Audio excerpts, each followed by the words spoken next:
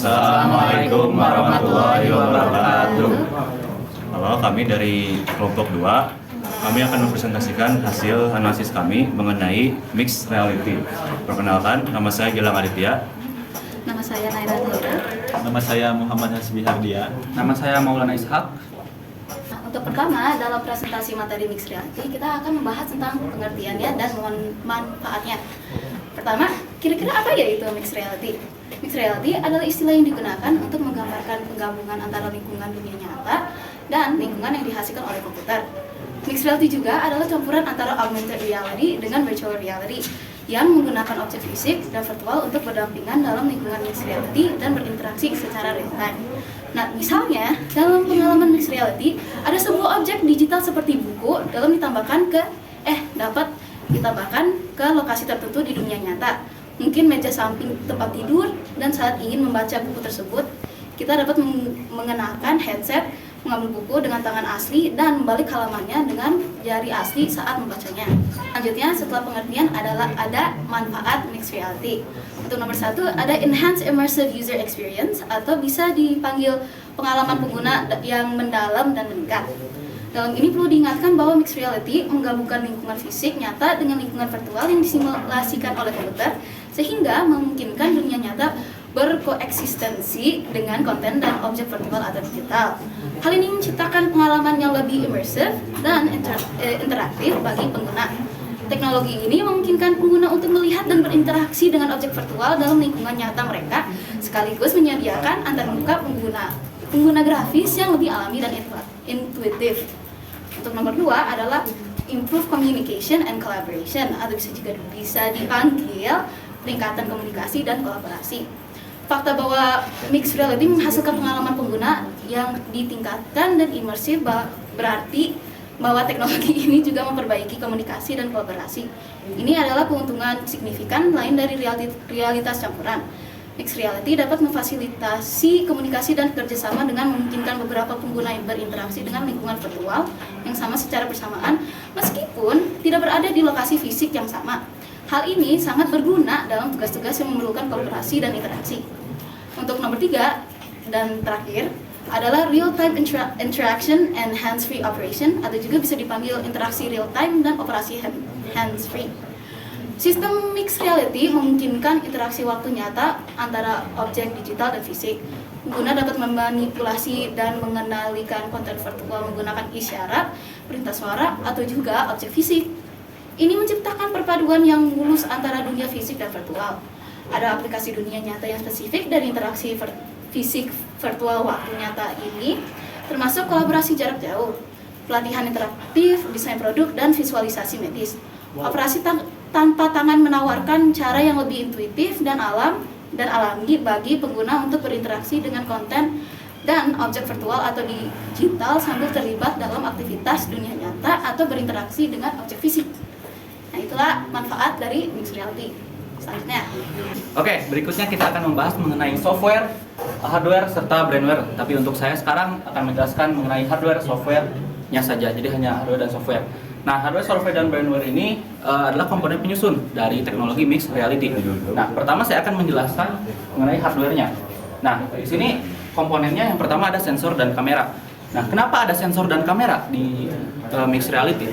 Nah, ketika mixed reality itu memproyeksikan objek virtual yang akan berinteraksi dengan objek di dunia nyata, nah itu dibutuhkan sensor. Kenapa dibutuhkan sensor? Nah, misalkan kita mempunyai meja seperti ini di dunia nyata.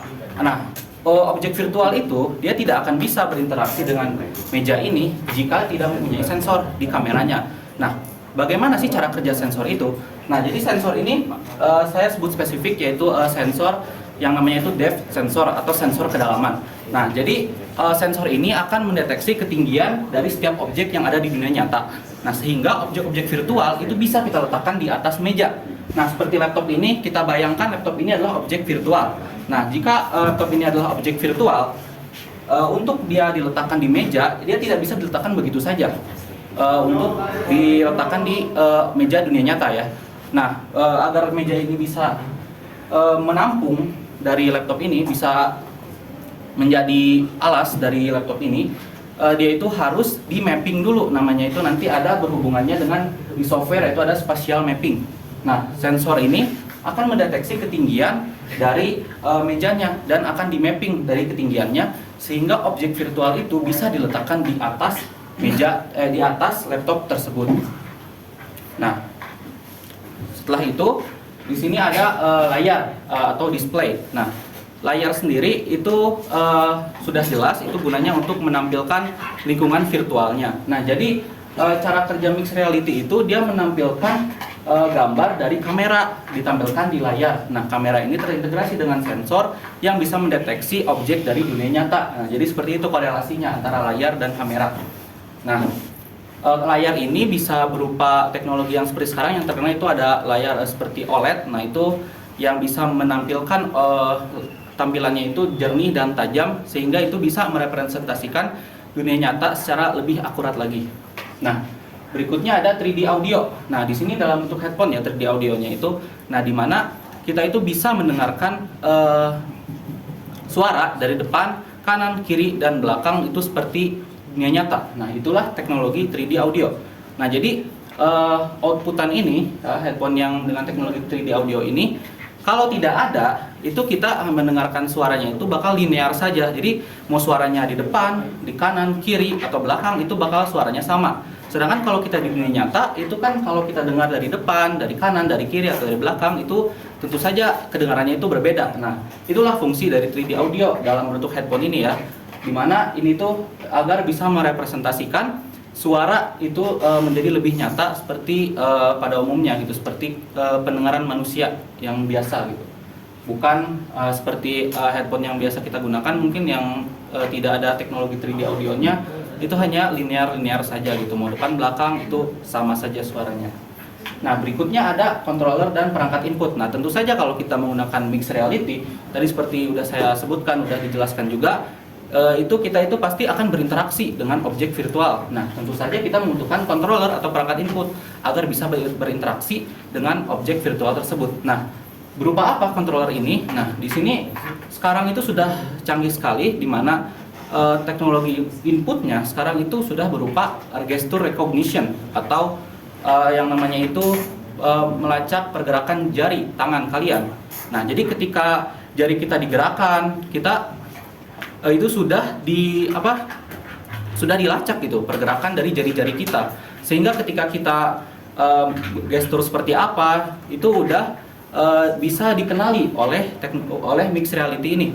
Nah, sehingga ketika kita menggenggam sebuah objeknya itu objek virtual, nah itu akan bisa dilacak bahwa kita itu sedang menggenggam, atau kita hanya seperti membuka saja, atau tangan kita misalkan menggeser-geser sesuatu. Nah, itulah perangkat inputnya gitu. Jadi sudah mendeteksi pergerakan dari tangan, dari jari, dari gesture kalian gitu. Atau bisa juga ada tombolnya gitu. Mungkin untuk fungsi yang kompleks, yang sulit untuk bisa direpresentasikan oleh gerakan tangan, nah itu mungkin bisa juga menggunakan tombol. Nah, berikutnya ada dari sisi softwarenya. Nah, untuk softwarenya yang pertama itu adalah operating system atau OS. Nah, OS ini sama halnya seperti komputer dan HP. Untuk menjalankan sebuah perangkat itu kita membutuhkan software agar bisa berinteraksi dengan perangkat tersebut. Softwarenya operating system maksudnya ya. Nah, di sini untuk operating system sendiri sama seperti di PC atau di handphone kalian, itu ada khusus sendiri untuk mixed reality. Contohnya itu ada untuk HoloLens yang dari Microsoft, itu ada namanya Windows Mixed Reality, yang dimana itu operating system Windows tapi untuk mixed reality-nya gitu. Nah, berikutnya ada game engine. Nah, untuk apa game engine ada di sini ya? Karena seperti yang kita tahu dari namanya, game engine itu adalah suatu software atau tools yang kita gunakan untuk membuat game. Nah, mengapa game engine ini bisa penting untuk mixed reality?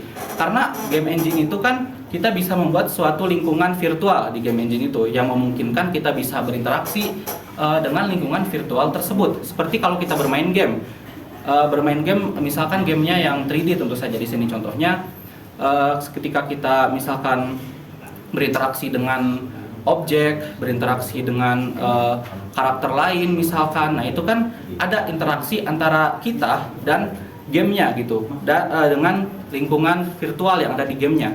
Nah, interaksi tersebut tentu saja bisa kita buat di game engine ini. Nah, sama di mixed reality juga kan kita butuh interaksi dengan objek virtual yang ada di mixed reality, yang diproyeksikan di mixed reality, itu kita butuh interaksi kan.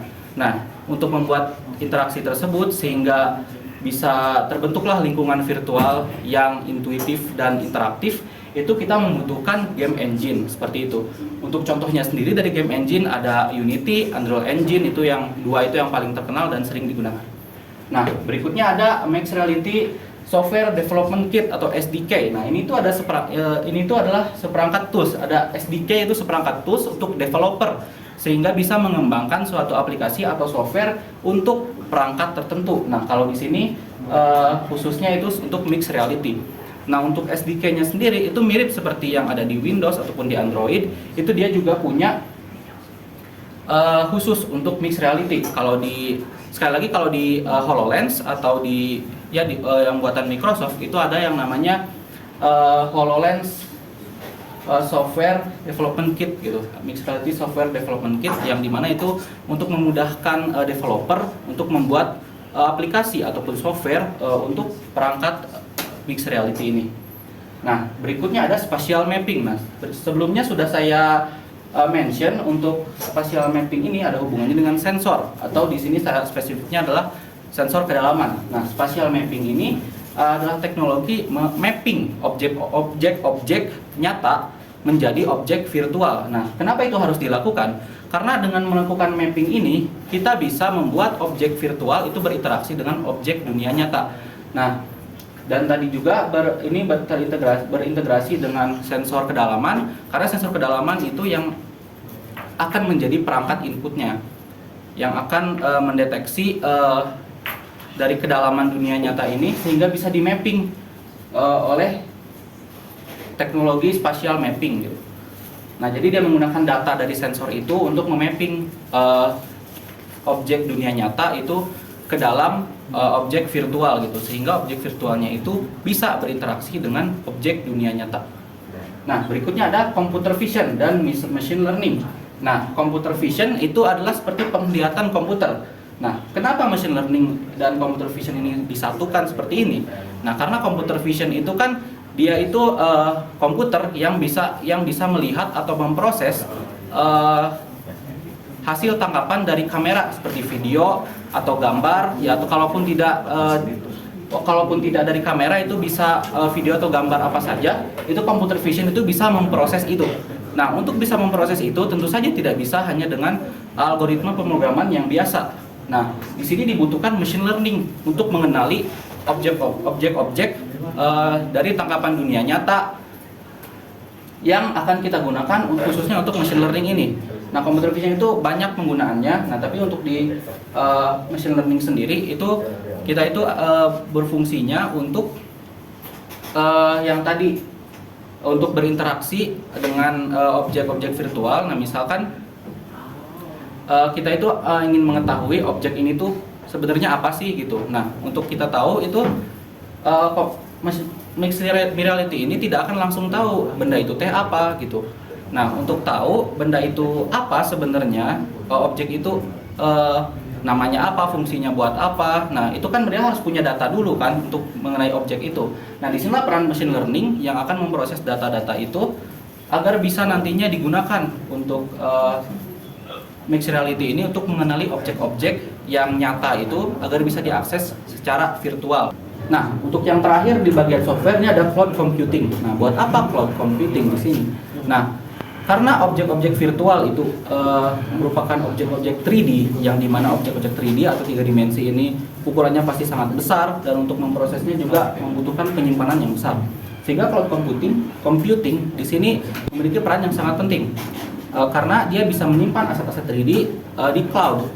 Jadi sehingga kita hanya mengaksesnya menggunakan internet. Nah, maka dari itu mixed reality ini juga membutuhkan jaringan internet yang bagus untuk memproses aset-aset 3D yang disimpan di cloud.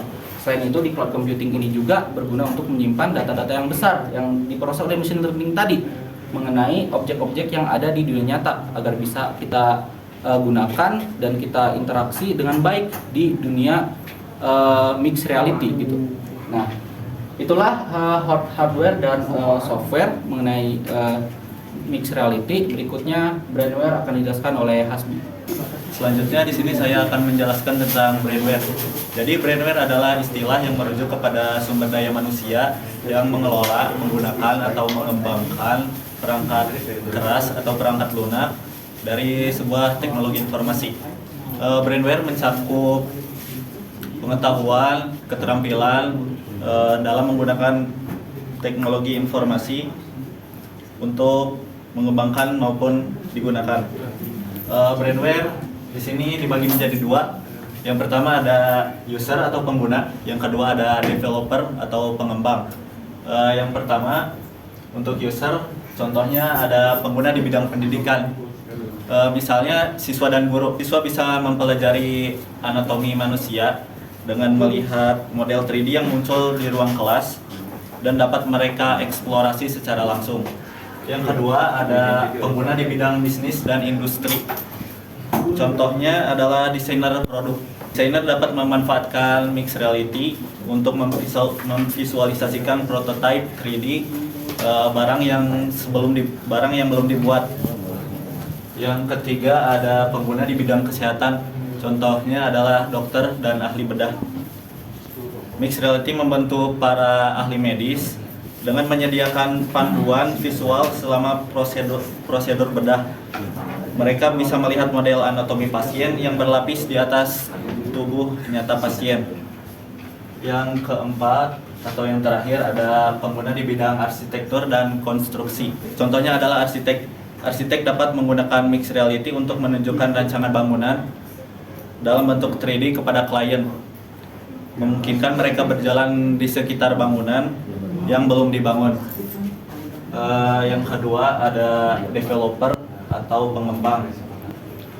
Yang pertama ada pengembang perangkat lunak atau software developer yang bertugas melakukan pemrograman untuk aplikasi mixed reality menggunakan bahasa seperti C#, Unity, Unreal Engine, dan lain-lain.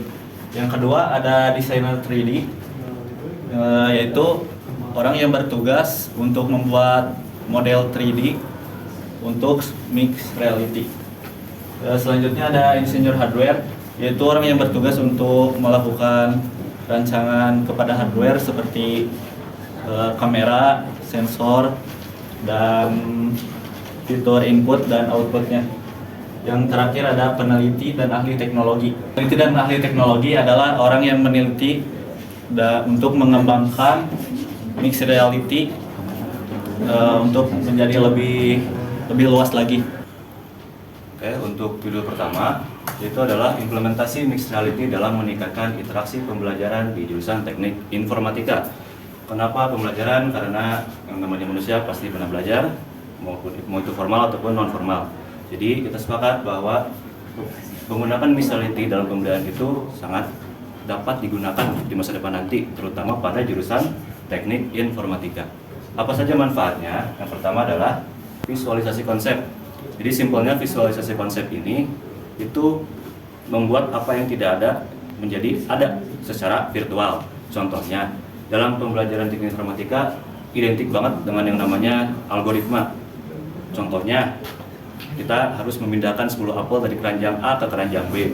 Nah, dengan visualisasi konsep ini atau menggunakan mixed reality, kita dapat membuat apel itu menjadi nyata secara virtual tentunya. Jadi kita bisa mengecek apakah algoritma itu benar atau tidak, atau apa yang harus dibenarkan gitu. Yang kedua adalah pembelajaran interaktif. Kita kalau belajar itu pastinya antara nyata, foto, ketik, hafalkan, amati, pokoknya itulah pembelajaran biasanya. Tapi dengan mixed reality ini kita bisa membuat pembelajaran tersebut menjadi lebih interaktif. Contohnya kita kalau belajar itu misalkan diberi pengertian SSD ini apa, HDD ini apa, CPU, GPU apa, terus ada gambarnya. Nah, dengan mixed reality ini kita bisa membuat hal-hal tadi itu menjadi nyata. Oh, ini loh CPU tuh, oh ini GPU, oh ini HDD, oh ini SSD. Selain itu, mungkin bagi orang yang sangat penasaran gitu dengan komputer, mereka bisa membongkar kembali laptopnya menggunakan mixed reality ini. Selain itu, selanjutnya ada simulasi dan pemecahan masalah dalam kehidupan. Kalau ini sih lebih ke simulasi dalam bekerja mungkin ya, atau magang. Jadi kita menggunakan mixed reality bisa mensimulasikan bagaimana pengalaman kerja atau magang. Jadi misalkan ada masalah gitu, misalkan ada serangan siber atau mungkin ada klien yang meminta ini itu. Nah, kita bisa mencobanya terlebih dahulu dengan simulasi dalam mixed reality ini. Yang keempat adalah kolaborasi dalam lingkungan virtual. Kolaborasi ini mungkin lebih merujuk ke para mahasiswa atau siswa bisa. Jadi dengan mixed reality ini, biasanya kita kan kalau kerjasama online itu menggunakan WhatsApp atau Discord yang nampilin cuman suara dan juga video doang. Nah, dengan mixed reality ini kita bisa menampilkan lebih dari itu wujud, tapi walaupun memang virtual, tapi kita bisa melakukan lebih dari Discord ataupun WA. Contohnya seperti ya itu praktik mungkin merakit PC atau buka laptop lagi secara bersamaan. Oke, di sini saya akan menjelaskan judul kedua, yaitu penggunaan mixed reality dalam desain interior. Mixed reality menawarkan berbagai keuntungan dalam desain interior, seperti yang pertama, visualisasi interaktif. Mixed reality memungkinkan desainer dan klien untuk melihat elemen desain seperti furnitur, warna, dan tekstur dalam konteks ruang nyata mereka. Dengan mixed reality, Anda bisa menggunakan perangkat seperti headset mixed reality atau kacamata khusus untuk menampilkan model 3D dari desain interior yang terintegrasi dengan lingkungan nyata. Ini membantu dalam memahami bagaimana desain akan terlihat dan terasa dalam ruang sebenarnya. Yang kedua ada modifikasi dan penyesuaian real time. Dengan mixed reality ini, kita dapat mengubah suatu furnitur, warna atau tekstur dari ruangan yang akan diganti. Jadi dengan mixed reality ini kita bisa melihat secara langsung perubahan yang terjadi ketika kita merubah suatu furnitur tertentu. Yang ketiga ada interaksi dan kolaborasi. Mixed reality ini memungkinkan kita untuk berinteraksi dan berkolaborasi dengan orang lain seperti desainer dengan klien. Jadi mixed reality ini memudahkan klien untuk mengambil keputusan secara langsung ketika mengganti furnitur atau warna atau tekstur dalam desain mereka. Yang keempat, pengalaman imersif. Mixed reality ini memiliki pengalaman imersif dibandingkan dengan AR atau VR saja, karena mixed reality ini menggabungkan dunia fisik dengan dunia virtual. Yang kelima, uji coba dan simulasi. Jadi kita bisa mencoba dan mensimulasikan sebuah furnitur dengan warna atau tekstur yang berbeda. Yang keenam, ada integrasi data dan analitik.